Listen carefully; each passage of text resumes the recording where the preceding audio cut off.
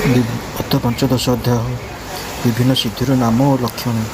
ଭଗବାନ ଶ୍ରୀକୃଷ୍ଣ କହିଲେ, ପ୍ରିୟ ଉଦ୍ଧବ, ଯୋଗୀ ଯେତେବେଳେ ତାଙ୍କର ଇନ୍ଦ୍ରିୟ ପ୍ରାଣ ଓ ମନକୁ ବଶ କରି ମୋଠାରେ ଚିତ୍ତ ନିବେଶ କରନ୍ତି, ମନ ଧାରଣା କରିବାକୁ ଲାଗନ୍ତି, ସେତେବେଳେ ତାଙ୍କ ଆଗରେ ବିଭିନ୍ନ ପ୍ରକାର ସିଦ୍ଧି ଆସି ଉପସ୍ଥିତ ହୋଇଯାଏ। ଉଦ୍ଧବ ପଚାରିଲେ, ହେ ଅଚ୍ୟୁତ, କିପରି ଧାରଣା କଲେ କିପରି ଓ କେଉଁ ସିଦ୍ଧି ପ୍ରାପ୍ତ ହୁଏ ଏବଂ ସେସବୁର ସଂଖ୍ୟା କେତେ? ଆପଣ ତ ଯୋଗୀମାନଙ୍କର ସିଦ୍ଧିଦାତା, ତେଣୁ ଦୟାକରି ସେସବୁର ବର୍ଣ୍ଣନା କରି କୁହନ୍ତୁ। ଭଗବାନ ଶ୍ରୀକୃଷ୍ଣ କହିଲେ, ପ୍ରିୟ ଉଦ୍ଧବ, ଧାରଣା ଯୋଗରେ ପାରଙ୍ଗମ ଯୋଗୀମାନଙ୍କ ମତରେ ସିଦ୍ଧି 18 ପ୍ରକାର। ସେଥିମଧ୍ୟରୁ 8ଟି ସିଦ୍ଧି ବିଶେଷତଃ ମୋ ପାଖରେ ରହିଛି। ଅବଶିଷ୍ଟ 10ଟି ଗୌଣ ସିଦ୍ଧି ଯୋଗୀଙ୍କଠାରୁ ସତ୍ୱଗୁଣ ବିକଶିତ ହେଲେ ଆସିଥାଏ। ମୁଖ୍ୟ 8ଟି ସିଦ୍ଧି ମଧ୍ୟରୁ ଅଣିମା, ମହିମା, ଲଘିମା ଏ 3ଟି ସିଦ୍ଧି ହେଉଛି ଶରୀର ସମ୍ବନ୍ଧୀୟ ଏବଂ ପ୍ରାପ୍ତି ନାମକ ସିଦ୍ଧିଟି ହେଉଛି ଇନ୍ଦ୍ରିୟ ସମ୍ବନ୍ଧୀୟ। ଲୌକିକ ଓ ପାରଲୌକିକ ପଦାର୍ଥମାନେ ଇଚ୍ଛା ଅନୁସାରେ ଭୋଗ କରିବାକୁ ଦେଉଥିବା ସିଦ୍ଧିର ନାମ ପ୍ରାକମ୍ୟ। ଈଶିତ ନାମକ ସିଦ୍ଧି ବଳରେ ଯୋଗୀ ମାୟା ଓ ତାର କାର୍ଯ୍ୟକୁ ଇଚ୍ଛା ଅନୁସାରେ ସଞ୍ଚାଳିତ କରିପାରନ୍ତି। ବିଶ୍ୱରାଜ୍ୟରେ ରହି ମଧ୍ୟ ସେସବୁ ପ୍ରତି ଆସକ୍ତ ନ ହେବାର ନାମ ବସିତା ସିଦ୍ଧି। କାମ ବସିତ ନାମକ ଅଷ୍ଟମ ସିଦ୍ଧି ବଳରେ ଯୋଗୀ ଇଚ୍ଛା ଅନୁସାରେ ସୁଖ ଭୋଗର ଚୂଡ଼ାନ୍ତ ସ୍ଥାନରେ ପହଞ୍ଚିବାକୁ ସକ୍ଷମ ହୋଇଯାନ୍ତି। ଏହି 8ଟି ସିଦ୍ଧି ମୋଠାରେ ସର୍ବଦା ପୂର୍ଣ୍ଣ ରୂପେ ରହିଥାଏ। ଏଥିରୁ ମୁଁ ଯେଉଁ ସିଦ୍ଧି ଯାହାକୁ ଦିଏ ସେ ତାହାକୁ ଆଂଶିକ ରୂପେ ପାଆନ୍ତି। ଏସବୁ ଛଡ଼ା ଆହୁରି କେତେକ ସିଦ୍ଧି ମଧ୍ୟ ରହିଛି। ଶରୀରରେ କ୍ଷୁଧା, ତୃଷା, କାମ, କ୍ରୋଧ, ବାର୍ଦ୍ଧକ୍ୟ ଆଦି ପ୍ରକାଶ ନ ପାଇବା, ବହୁ ଦୂରରୁ ବସ୍ତୁ ଦେଖିପାରିବା, ବହୁ ଦୂରର କଥା ଶୁଣିପାରିବା, ମନ ସହିତ ଶରୀର ମଧ୍ୟ ଯାଇ ସେହି ସ୍ଥାନରେ ପହଞ୍ଚି ପାରିବା, ଇଚ୍ଛା ଅନୁସାରେ ରୂପ ଧରିପାରିବା, ଅନ୍ୟର ଶରୀର ପ୍ରବେଶ କରିପାରିବା, ଯେତେବେଳେ ଇଚ୍ଛା ସେତେବେଳେ ଦେହତ୍ୟାଗ କରିପାରିବା, ଅପ୍ସରାମାନଙ୍କ ସହିତ ହୋଇଥିବା ଦେବ କ୍ରୀଡ଼ା ଦେଖିପାରିବା, ଇଚ୍ଛା ଅନୁସାରେ ସଂକଳ୍ପ ସିଦ୍ଧି କରିପାରିବା, ସର୍ବତ୍ର ସମସ୍ତେ ଯେପରି ଆଜ୍ଞା ପାଳନ କରିବେ ସେପରି ଶକ୍ତି ହେବା, ଏହି 10ଟି ସିଦ୍ଧି ସତ୍ୱଗୁଣରେ ବିଶେଷ ବିକାଶ ହେଲେ ମିଳିଥାଏ। ଭୂତ ଭବିଷ୍ୟ ବର୍ତ୍ତମାନ କଥା ଜାଣିପାରିବା, ଶୀତ ଉଷ୍ମ, ସୁଖ ଦୁଃଖ, ରାଗ ଦ୍ୱେଷ ଆଦି ଦ୍ୱନ୍ଦ୍ୱ ଦ୍ୱାରା ପ୍ରଭାବିତ ନ ହେବା, ଦୂରରେ ଥାଇ ଅନ୍ୟର ମନ କଥା ଜାଣିପାରିବା, ଅଗ୍ନି, ସୂର୍ଯ୍ୟ, ଜଳ, ବିଶ୍ୱ ଆଦିର ଶକ୍ତିକୁ ସ୍ତମ୍ଭିତ ଅର୍ଥାତ୍ ଅକାମୀ କରିଦେବା ଏବଂ ଅନ୍ୟ ଦ୍ୱାରା ପରାସ୍ତ ନ ହେବା ଆଦି ହେଉଛି ଧାରଣା ବଳରେ ଯୋଗୀମାନେ ଲାଭ କରିପାରୁଥିବା ଆହୁରି 5ଟି ଗୌଣ ସିଦ୍ଧି। ହେ ଉଦ୍ଧବ, ଯୋଗ ଧାରଣା କଲେ ଯେଉଁ ସବୁ ସିଦ୍ଧି ମିଳିଥାଏ, ନାମ ଓ ପରିଚୟ ସହିତ ମୁଁ ସେସବୁ ତୁମକୁ ବର୍ଣ୍ଣନା କରି କହିଥିଲି। ଏଥର କେଉଁ ପ୍ରକାର ଧାରଣା ବଳରେ କେଉଁ ସିଦ୍ଧି ମିଳେ ମୁଁ ତାହା କହୁଛି ଶୁଣ। ପଞ୍ଚଭୂତରୁ ସୂକ୍ଷ୍ମତମ ରୂପକୁ ତନ୍ମାତ୍ର ବୋଲାଯାଏ। ତନ୍ମାତ୍ର ହେଉଛି ମୋର ଏହି ଶରୀର। ଯେଉଁ ଯୋଗୀ ସେ ତନ୍ମାତ୍ରାର ମନକୁ ଧାରଣାବଦ୍ଧ କରିଦିଅନ୍ତି ସେ ଅଣିମା ନାମକ ସିଦ୍ଧି ପାଇଯାନ୍ତି। ମହତ୍ତତ୍ୱ ରୂପରେ ମୁଁ ହିଁ ପ୍ରକାଶିତ ହୁଏ। ଯେ ଏହି ମହତ୍ତତ୍ୱ ପରମାତ୍ମାଠାରେ ମନକୁ ଧାରଣାବଦ୍ଧ କରିଦିଅନ୍ତି ସେ ମହିମା ନାମକ ସିଦ୍ଧି ପାଇଯାନ୍ତି। ଏପରି ଗୋଟିଏ ଗୋଟିଏ ମହାଭୂତର ତନ୍ମାତ୍ରାରେ ମନକୁ ଧାରଣାବଦ୍ଧ କରିଦେଇ ପାରିଲେ ମଧ୍ୟ ମହିମା ସିଦ୍ଧି ମିଳିଯାଏ। ବାୟୁ ଆଦି 4 ମହାଭୂତ ଭିତରେ ଆକାଶ ପରମାଣୁ ରୂପରେ ସର୍ବତ୍ର ବ୍ୟାପି ରହିଛି। ମୁଁ ସେହିପରି ସର୍ବତ୍ର ପରିପୂର୍ଣ୍ଣ ହୋଇ ରହିଛି। ଯେଉଁ ଯୋଗୀ ମୋର ସେହି ସୂକ୍ଷ୍ମ ରୂପରେ ଚିତ୍ତ ଲଗାଇ ମୋ ସହିତ ଏକ ହୋଇଯାନ୍ତି ସେହି ଲଘିମା ନାମକ ସିଦ୍ଧି ଲାଭ କରନ୍ତି ତଥା କାଳର ସୂକ୍ଷ୍ମ ପରମାଣୁ ହୋଇଯିବାକୁ ମଧ୍ୟ ସମର୍ଥ ହୋଇଯାନ୍ତି। ମନ ହେଉଛି ଇନ୍ଦ୍ରିୟମାନଙ୍କ ରାଜା। ଏହା ସାତ୍ତ୍ୱିକ ଅହଙ୍କାରରୁ ଉତ୍ପନ୍ନ ହୋଇଥାଏ। ଯଦି ଯୋଗୀ ମୋର ସ୍ୱରୂପଭୂତ ସାତ୍ତ୍ୱିକ ଅହଙ୍କାରରେ ନିଜ ମନକୁ ଏକାଗ୍ର କରି ଲଗାଇଦେବେ ତେବେ ସେ ଇନ୍ଦ୍ରିୟମାନଙ୍କ ଉପରେ ସମିତ ପାଇଯିବେ।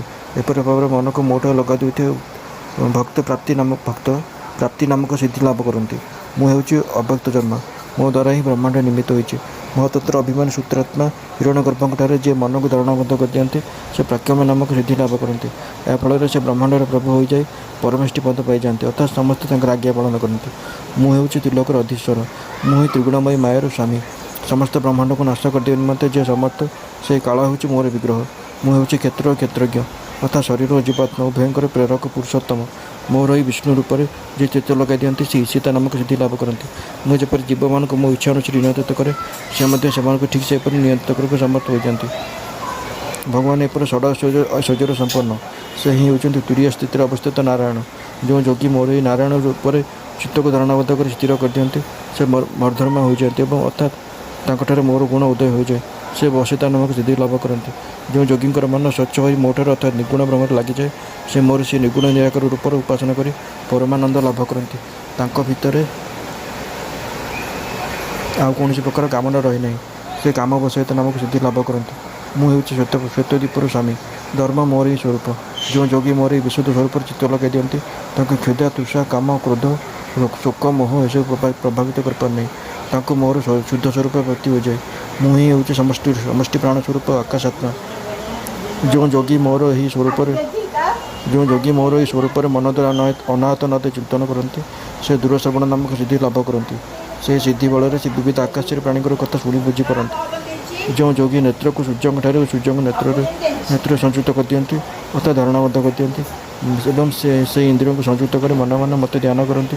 ତାଙ୍କର ଦୃଷ୍ଟି ସୂକ୍ଷ୍ମ ହୋଇଯାଏ ଏବଂ ସେ ଦୂରଦର୍ଶନ ନାମକ ସିଦ୍ଧି ଲାଭ କରନ୍ତି। ସେହି ସିଦ୍ଧି ଫଳରେ ସେ ସମଗ୍ର ସଂସାରକୁ ଦେଖିପାରନ୍ତି। ମନ ଓ ଶରୀର ସହିତ ପ୍ରାଣବାୟୁକୁ ମୋଠରେ ଲଗାଇ ଦେଇ ମୋର ଧ୍ୟାନରେ ନିମଗ୍ନ ହୋଇଗଲେ ଯୋଗୀ ମନୋବଳ ନାମକ ସିଦ୍ଧି ଲାଭ କରନ୍ତି। ସେହି ସିଦ୍ଧି ଲାଭ କରୁଥିବା ଯୋଗୀ ଯେଉଁଠିକି ଯିବାକୁ ସଂକଳ୍ପ କରନ୍ତି ତାଙ୍କ ଶରୀର ସେଇକ୍ଷଣି ଯାଇ ସେଠାରେ ପହଞ୍ଚିଯାଏ। ମୋଠାରେ ଚିତ୍ତ ସନ୍ନିବିଷ୍ଟ କରିଦେଇଥିବା ଯୋଗୀ ଯଦି ନିଜ ମନକୁ ଉପାଦାନ କାରଣ କରିଦେଇ ଅନ୍ୟ କାହାର ରୂପ ଧରିବାକୁ ଚାହାନ୍ତି ତେବେ ସେ ନିଶ୍ଚୟ ନିଜର ମନ ଅନୁକୂଳ ସେ ରୂପ ଧରିପାରନ୍ତି। ମୋଠାରେ ଚିତ୍ତ ନିବେଶ ପୂର୍ବକ ଶ୍ୱାସ ଓ ଇନ୍ଦ୍ରିୟମାନଙ୍କୁ ନିଜ ବଶରେ ରଖିଥିବା ଯୋଗୀ ଯଦି ପରକାୟରେ ପ୍ରବେଶ କରିବାକୁ ଚାହାନ୍ତି ତେବେ ସେ ନିଜେ ଉକ୍ତ ପରକାୟରେ ରହିଛନ୍ତି ବୋଲି ଭାବନା କରିବାକୁ ପଡ଼ିବ। ତା ଫଳରେ ତାଙ୍କର ପ୍ରାଣ ବାୟୁ ରୂପ ଧାରଣ କରିବ ଏବଂ ଏ ଫୁଲରୁ ସେ ଫୁଲକୁ ଉଡ଼ି ଯାଉଥିବା ଭ୍ରମର ପରି ତା ଯୋଗୀଙ୍କୁ କାୟା ଛାଡ଼ି ପରକାୟରେ ପ୍ରବେଶ କରିଯିବ। ଏହି ଅସରରେ ତ୍ୟାଗ କରିବାକୁ ଚାହୁଁଥିବା ମହତ୍ପ୍ରାଣ ଯୋଗୀ ପ୍ରଥମେ ନିଜ ଗୋଇଠିର ମଳଦ୍ୱାରକୁ ରୋଧି ପ୍ରାଣବାୟୁକୁ କ୍ରମଶଃ ହୃଦୟ, ବକ୍ଷସ୍ଥଳ, କଣ୍ଠ ଓ ମସ୍ତକକୁ ଉଠାଇବେ। ଶେଷରେ ବ୍ରହ୍ମରନ୍ଧ୍ର ଦେଇ ତାହାକୁ ବାହାର କରି ବ୍ରହ୍ମରେ ଲୀନ କରିଦେବେ। ଏହି ରୂପେ ସେ ଶରୀର ତ୍ୟାଗ କରିପାରିବେ।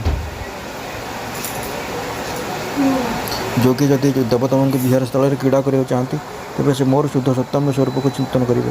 ସେ ଚିନ୍ତନର ଫଳସ୍ୱରୂପ ସତ୍ୱଗୁଣର ଅଂଶ ସ୍ୱରୂପ ସୁର ସୁନ୍ଦରୀମାନେ ବିମାନରେ ବସି ତାଙ୍କ ନିକଟକୁ ଚାଲି ଆସିବେ। ମୁଁ ହେଉଛି ସତ୍ୟ ସଂକଳ୍ପ ସ୍ୱରୂପ।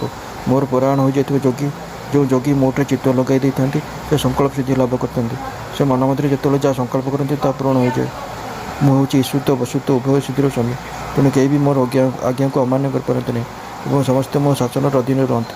ଯେଉଁ ଯୋଗୀ ମୋର ସ୍ୱରୂପ ଚିନ୍ତନ କରି ମୋରି ଭାବରେ ଯୁକ୍ତ ହୋଇଯାଆନ୍ତି ତାଙ୍କ ଆଜ୍ଞାକୁ ମଧ୍ୟ କେହି ଅମାନ୍ୟ କରନ୍ତି ନାହିଁ। ଯେଉଁ ଯୋଗୀଙ୍କ ଚିତ୍ତ ମୋଠାରେ ଧାରଣାବଦ୍ଧ ହୋଇ ମୋ ଭକ୍ତିର ପ୍ରଭାବରେ ବିଶୁଦ୍ଧ ହୋଇଯାଏ ତାଙ୍କୁ ବୁଦ୍ଧି, ଜନ୍ମ, ମୃତ୍ୟୁ ଆଦି ଅଦୃଷ୍ଟ ବିଷୟମାନଙ୍କୁ ମଧ୍ୟ ଜାଣି ଦେଇପାରେ। ଅଧିକ କ'ଣ କହିବା, ତାଙ୍କୁ ଭୂତ, ଭବିଷ୍ୟତ ଓ ବର୍ତ୍ତମାନର ସମସ୍ତ ବିଷୟ ମଧ୍ୟ ଜଣାପଡ଼ିଯାଏ। ଜଳରେ ଜୀବମାନଙ୍କୁ ଯେପରି ଜଳ ନାଶ କରିପାରେ ନାହିଁ ସେ ମୋଠାରେ ଏକାଗ୍ର ଭାବରେ ଚିତ୍ତ ନିବେଶ କରିଥିବା ଯୋଗୀଙ୍କର ଯୋଗମୟ ଶରୀରକୁ ସେପରି ଅଗ୍ନି, ଜଳ ଆଦି କୌଣସି ପଦାର୍ଥ ନଷ୍ଟ କରିପାରେ ନାହିଁ। ଯେଉଁ ବ୍ୟକ୍ତି ଶିବ, ଛାଜି, ଚିହ୍ନିତ ଓ ଶଙ୍ଖ, ଚକ୍ର, ଗଦା, ପଦ୍ମାଦି ଆଦିରେ ବିଭୂଷିତ ତଥା ଧ୍ୱଜ, ଛତ୍ର, ଚାମର ଆଦିରେ ସୁଶୋଭିତ ମୋର ଅବତାରମାନଙ୍କୁ ଧ୍ୟାନ କରନ୍ତି ସେ ଅଜୟ ହୋଇଯାଆନ୍ତି। ଏପରି ଭାବରେ ଯେଉଁ ମୁନି ମୋର ଉପାସନା କରନ୍ତି ଏବଂ ଯୋଗ ଧାରଣା ଦ୍ୱାରା ମୋର ଚିନ୍ତନ କରନ୍ତି ସେମାନଙ୍କର ଆଜ୍ଞା ପାଳନ ନିମନ୍ତେ ଏସବୁ ପୂର୍ବକଥିତ ସିଦ୍ଧି ସର୍ବଦା ପ୍ରସ୍ତୁତ ହୋଇ ରୁହନ୍ତି। ପ୍ରିୟ ଉଦ୍ଧବ, ଯେ ନିଜର ମନ, ପ୍ରାଣ ଓ ଇନ୍ଦ୍ରିୟମାନଙ୍କୁ ଜୟ କରିସାରିଛନ୍ତି, ଯେ ସଂଯମୀ ଏବଂ ଯେ ମୋର ସ୍ୱରୂପରେ ଧାରଣା ନିବଦ୍ଧ କରିପାରିଛନ୍ତି ତାଙ୍କ ନିମନ୍ତେ କୌଣସି ପ୍ରକାର ସିଦ୍ଧି ଦୁର୍ଲଭ ନୁହେଁ। ସେ ସବୁ ପ୍ରକାର ସିଦ୍ଧି ପ୍ରାପ୍ତ ହୋଇଥାନ୍ତି। କିନ୍ତୁ ଶ୍ରେଷ୍ଠ ପୁରୁଷମାନେ କହନ୍ତି ଯେ ଯେଉଁମାନେ ଭକ୍ତି ଯୋଗ ଅଥବା ଜ୍ଞାନ ଯୋଗ ଆଦି ଉତ୍ତମ ଯୋଗ ଅଭ୍ୟାସ କରୁଛନ୍ତି ତଥା ଯେଉଁମାନେ ମୋ ସହିତ ଅନନ୍ୟତା ଲାଭ କରିବାରେ ଲାଗିଛନ୍ତି ସେମାନଙ୍କ ନିମନ୍ତେ ଏସବୁ ସିଦ୍ଧି ଲାଭ କରିବା ହେଉଛି ଏକ ପ୍ରକାର ବିଘ୍ନ। କାରଣ ସିଦ୍ଧି ଭଗବତ ପ୍ରାପ୍ତି ପଥରେ କଟିଯିବା କଥା କାହିଁ ହେଉନି, କ'ଣ ଡିଫଲ୍ଟ ହେଇଯାଇଛି ଲେଖୁଛି। ରହିଛି।